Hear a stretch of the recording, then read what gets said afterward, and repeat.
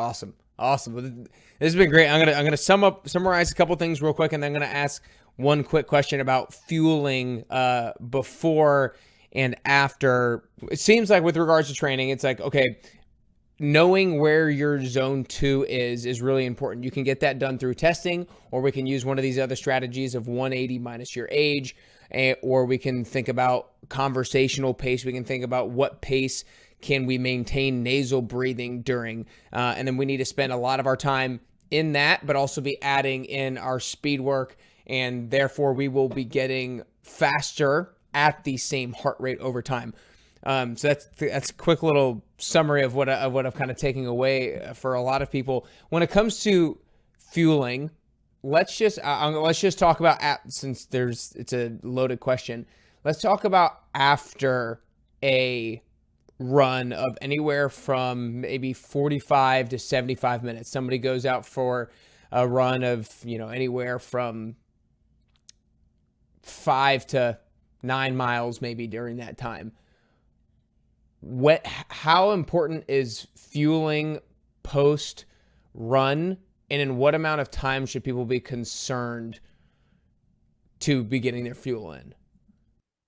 Well, that's a difficult question because I hear different things. So for women, I've heard Dr. Stacy Sims say women need to fuel differently and recover differently. So we have a shorter window. So within 30 minutes or so like an hour after you work out, when you are depleting your glycogen stores, you should replace that carbohydrate window because that's where your muscles will uptake it. You're more sensitive to the uptake of the fuel back into your muscles. So that will help you for your next workout. And some protein because you're doing some muscle damage. Men, I've heard, can wait 2 to 3 hours. Now, so if you are needing to replace that fuel in that hour to 45 minutes post-workout, you're still in sympathetic fight or flight.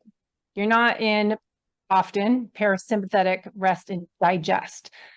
Point is, you're not probably going to eat, or if you do eat, you're probably not going to digest it properly if you have solid food.